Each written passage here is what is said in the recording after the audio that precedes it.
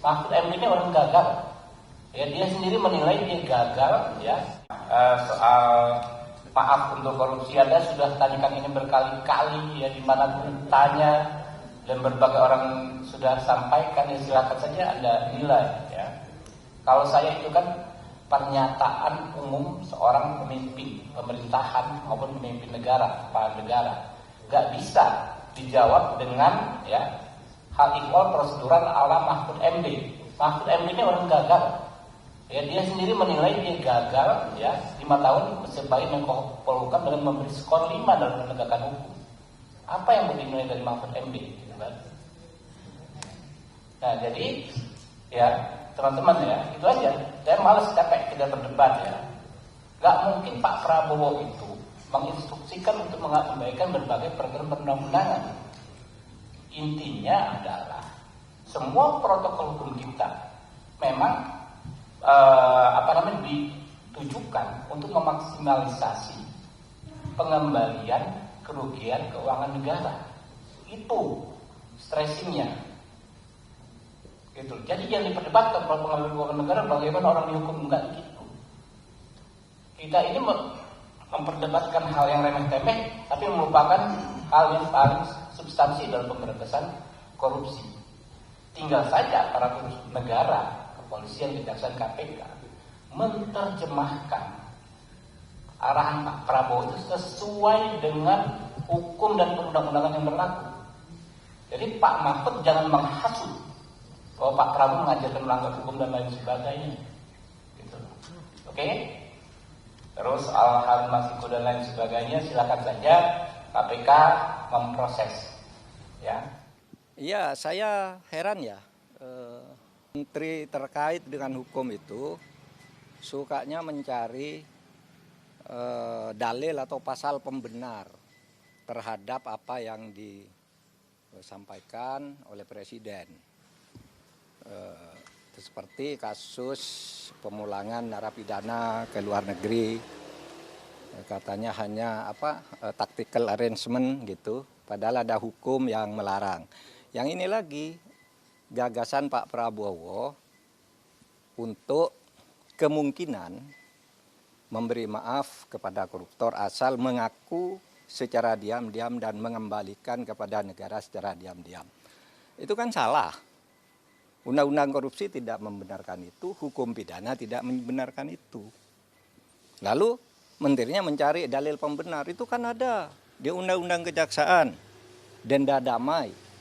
Denda damai itu hanya untuk tindak pidana ekonomi sesuai dengan undang-undang tentang bea cukai, undang-undang perpajakan dan undang-undang kepabeanan.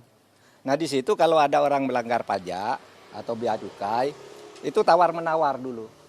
Oh, kamu seharusnya bayar 100 miliar, kok hanya membayar 95. Nah, sekarang yang 5 ini dikalikan berapa? Itu namanya denda damai. Dan itu jelas.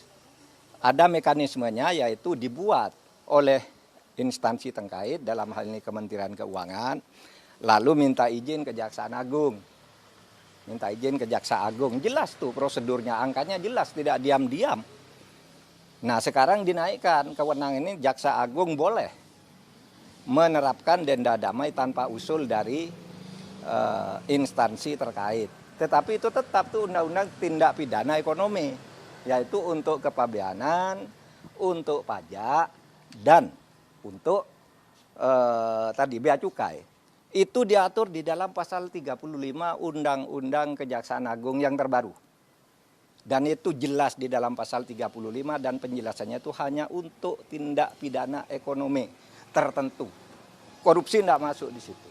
Oleh sebab itu, menyongsong tahun baru nih, mari ke depannya jangan suka cari-cari pasal untuk pembenaran, itu bahaya. Nanti setiap ucapan Presiden ditarikan dalil untuk membenarkan, itu tidak bagus cara kita bernegara.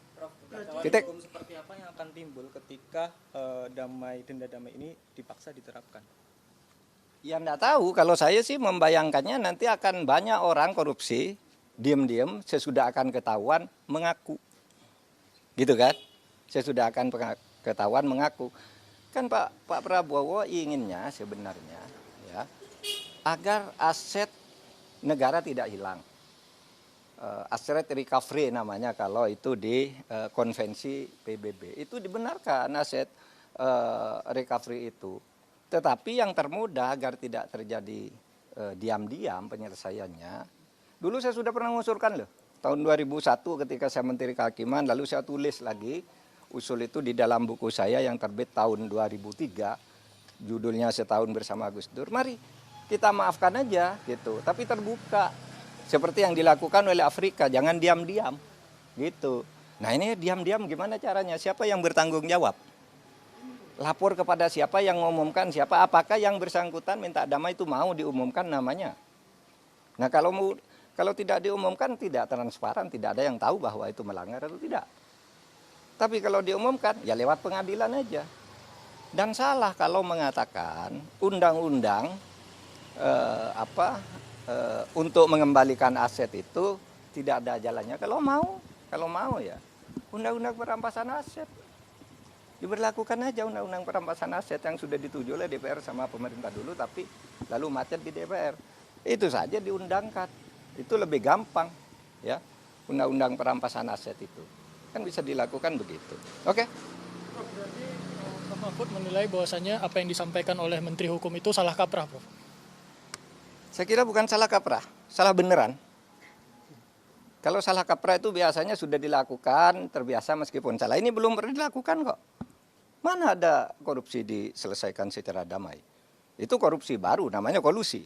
Kalau diselesaikan secara damai, dan itu sudah sering terjadi kan? Diselesaikan diam-diam antar penegak hukumnya yang ditangkap.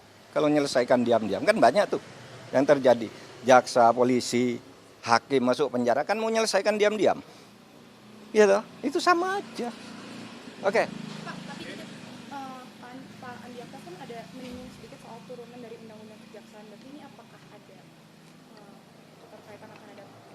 Ya itu, yang saya katakan tadi itu, menyebut Undang-Undang Kejaksaan itu salah.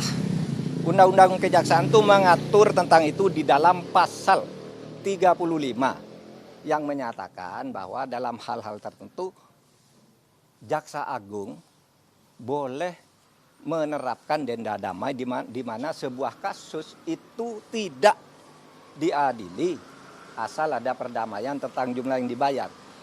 Itu pasal 35 menyebut bahwa itu hanya untuk tindak pidana ekonomi. Lihat aja pasal 35 itu tindak pidana ekonomi itu ada 3. Kepabeanan, perpajakan, dan apa tadi? Dan bea cukai. Hanya itu yang boleh, kalau korupsi lain tidak boleh, tidak pernah ada dan tidak boleh ada. Tapi terserah aja, nanti lihat aja akibatnya akan lari semua orang koruptor diam-diam, kalau mau ketahuan baru ngelapor, minta damai, dan kita tidak tahu siapa yang mendamaikan, kan gitu.